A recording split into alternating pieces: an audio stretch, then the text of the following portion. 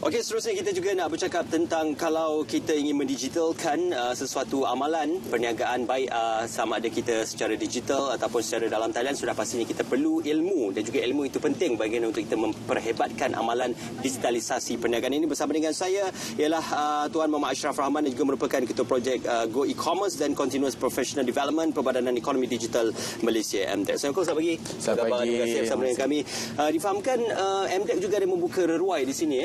Ya, betul. Selama 2 hari? Betul, selama 2 hari ini kita ada bengkel keusahawanan kita di sini.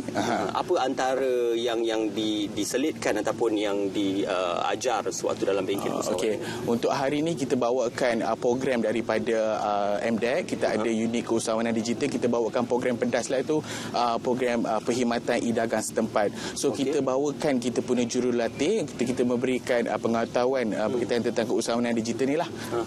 Tapi kan kalau kita cakap tentang keusahawanan digital ni, untuk bergerak daripada cara tradisional kepada digital itu, mungkin ada satu peralihan yang perlu dilalui. Jadi macam mana kita nak mengalihkan daripada perniagaan digital daripada tradisional kepada digital? Untuk peralihan, seperti sedia maklum lah, sebelum ni memang kita berniaga secara tradisional kan.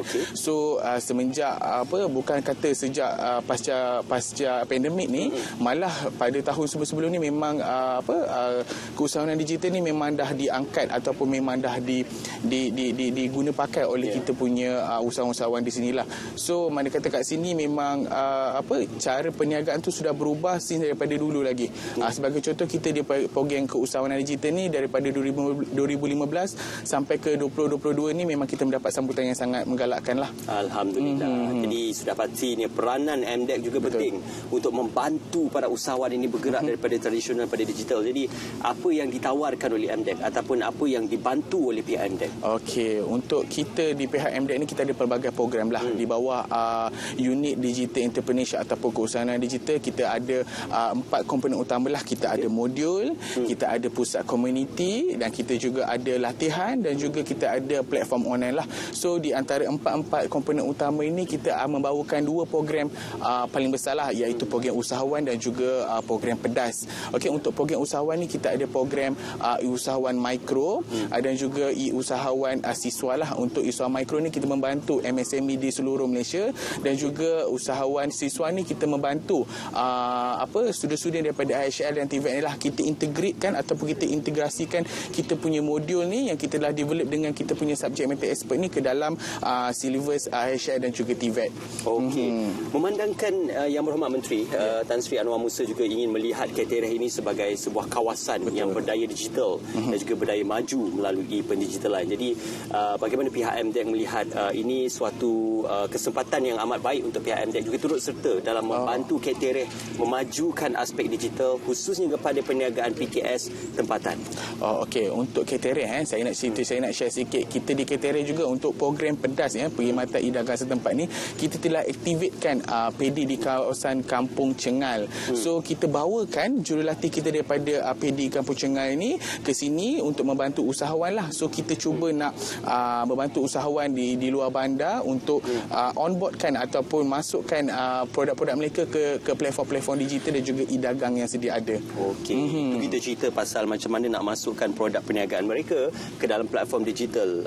So far ataupun setakat ini, macam mana sambutannya di pihak perniagaan itu? Sambutan dia sangat-sangat menggalakkan lah. So saya cerita sedikit sejarah program usahawan ni daripada 2015 hingga 2021. Kita telah merekodkan lebih daripada 400,000 usahawan yang telah berdaftar lah.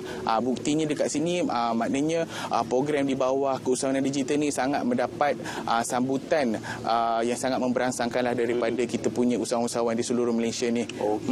Ya, sudah pasti lebih banyak ruang yang terbuka kepada para usahawan ini untuk turut serta dalam peralihan daripada tradisional kepada digital. Tapi kan mungkin ramai yang tanyalah, ya, dia tak ada ilmu, tak ada knowledge, tak tahu macam mana nak mula. Jadi apa yang boleh dikongsikan oleh pihak MDEC untuk sebagai pemula ataupun sebagai starting point kepada perniagaan-perniagaan PKS ni? Sebagai contoh lah, kita ada program pedas lah. Program pedas ni memang kita aktifkan.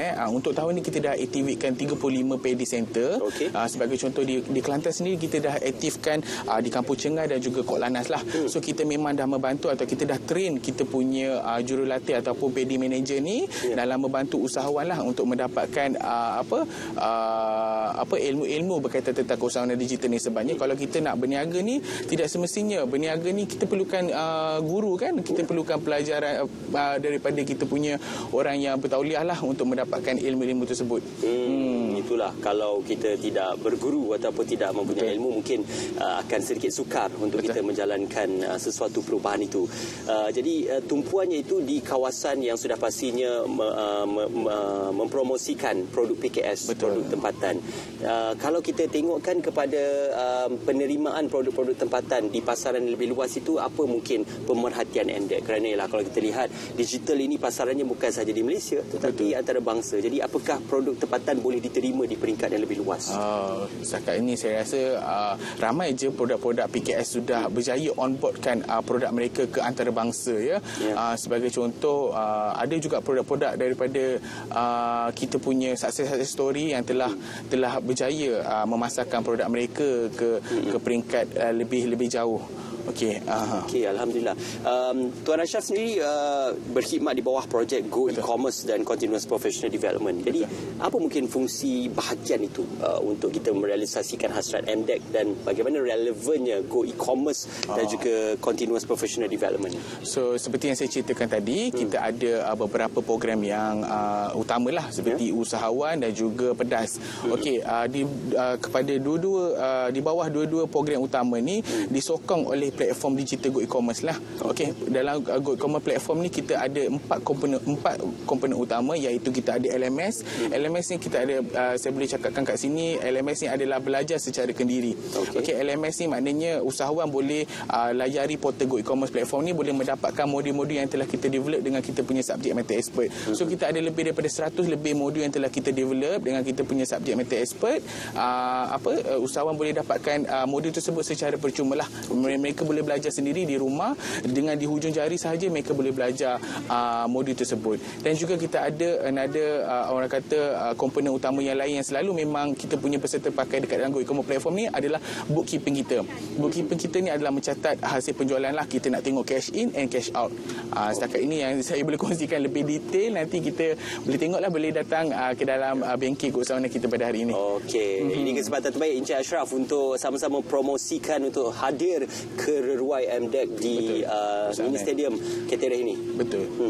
Okey, saya ingin menjemput seluruh warga tempatan khususnya di Ketereh dan juga di sekitar yang berdekatan untuk datang ke bengkel kita pada ini, bengkel keusahawanan, untuk mendapatkan informasi lebih lanjut berkaitan tentang program yang kita tawarkanlah pada hari ini. InsyaAllah. Terima kasih Encik Ashraf Rahman, juga merupakan ketua projek Go E-commerce dan Continuous Professional Development Pembinaan Ekonomi Digital Malaysia MDEC, bersama dengan kami. Jangan lupa, seperti yang dinyatakan tadi, datang ke Reruai MDEC untuk mendapatkan bengkel-bengkel keusahawanan perniagaan digital dan sebagainya, supaya kita dapat mentransformasikan perniagaan secara tradisional kepada perniagaan digital. Itu yang penting, kerana kalau kita lihat sekarang ni keperluan ya Encik Ashraf adalah kita melihat permintaan pasaran itu sendiri adalah permintaan pasaran secara dalam talian. Jadi mungkin kita boleh lebih menjana pendapatan perniagaan anda dan juga meluaskan perniagaan anda dengan perniagaan secara dalam talian. Sekali lagi terima kasih kepada Encik Ashraf. InsyaAllah kita juga nak belajar